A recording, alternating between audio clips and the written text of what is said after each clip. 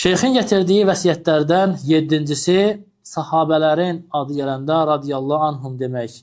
Allah onlardan razı olsun demək. Hər birinin adını gələndə onların da ümmət üzərində haqqıdır. Niyə görə biz onlar üçün başqa duanı etmirik? Radiyallahu anhum deyirik. Rahimahumullah, Allah onlara rəhmət etsin. O da duadır. Çünki Quranda Allah Azze və Cəllə onu zikr edir. Radiyallahu anhum və radu'an. Allah onlardan razı olub, onlar da Allahdan razıdır. Və Quranın ləfzinə uyğun olduğu üçün biz onlara taraddi, yəni bu şəkildə taraddi deyilir buna ərəbcə. Bu şəkildə biz onlara dua edirik. Radiyallahu anhum. Allah onlardan razı olsun deyirik. Və bunlarda bu məsələdə sahabə adını daşıyanlar arasında heç bir fərq qoymuruq, qardaşlar.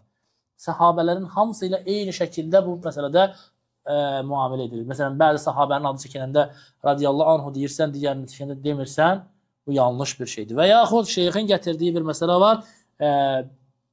Bəzi sahabələrin adını çəkəndə radiyallahu anhum deyil, başqa bir kəlmə istifadə etmək, bu deyir, doğru deyil. Və o da məsələn nəyi qəsd edir? Əli radiyallahu anhunun adı ilə bağlı.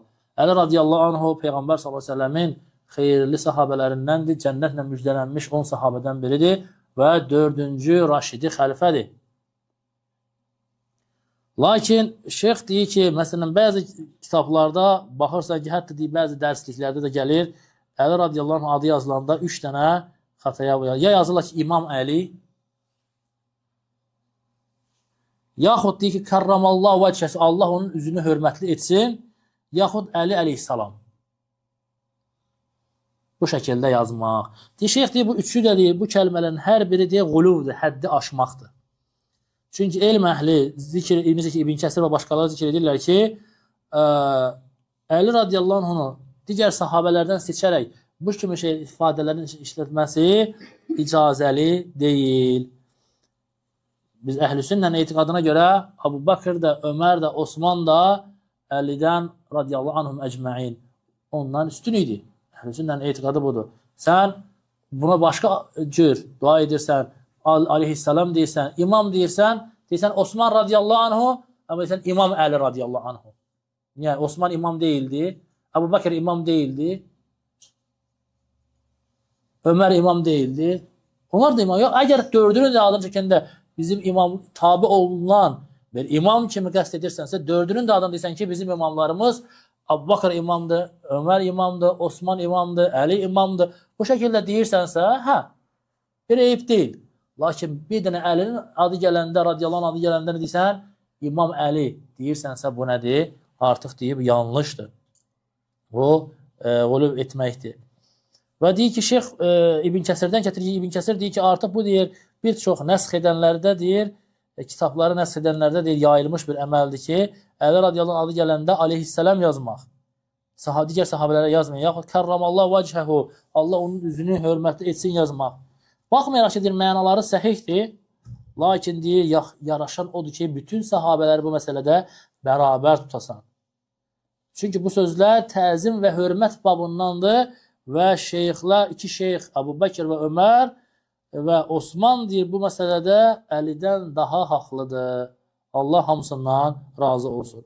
Və bəziləri kərramallahu vəcəhəhu kəlməsini deyəndə deyirlər ki, niyə görə Allah onun üzünü hörmətli etsin? Çünki deyir, Əli heç vaxtı bütə səcdə etməyib. Doğulan gündən heç zaman bütə səcdə etməyib. Şeyx deyir, bu illə deyil. Yəni, ona qalsa nə qədər kiçik sahabələr var idi. Ataları sahabə olan sahabələr var idi ki, onlar da müsəlman kimi doğulmuşdu. Onlar da bütə səcdə etmədi. Onların da o zaman adı gələndə kərramallahu vəcəhəhu deyək. Abu Bakr radiyallahu anhu cahiliyyə dövründə heç zaman bütə səcdə etməyib. Onda Abu Bakra da kərramallahu vəcəhəhu deyək. Abu Zər radiyallahu anhu heç zaman bütə səcdə etməyib. Onda onun da adı gəlində kərramallahu vəcəhəhu deyək. Niyə bunu əlini xüsusləşdirirsən?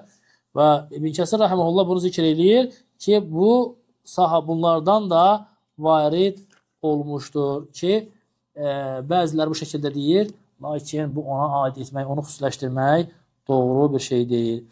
O ki, qaldı deyir, imam demək, bu deyir, buradan deyir, qulub, şişirtmək iyisi gəlir, deyir, qoxusu gəlir, deyir.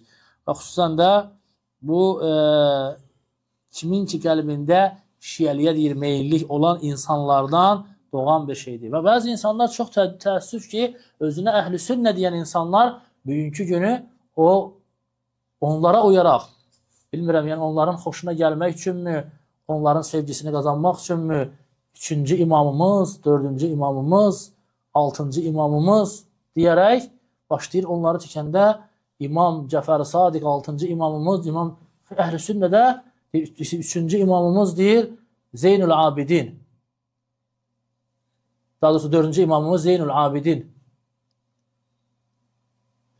3-cü imamımız İmam Hüseyin. 3-cü imamımız bizim Osman radiyallahu anhudur. 1-ci imamımız Əbu Bakr radiyallahu anhudur. Sən ki, özünə Əhl-i Sünnə deyirsənsə, sənin imamların bu şəkildədir. Bəli, Hüseyin radiyallahu anh Peyğəmbər sallallahu aleyhi ve sellem Reyhan qoxulu nəvəsi idi.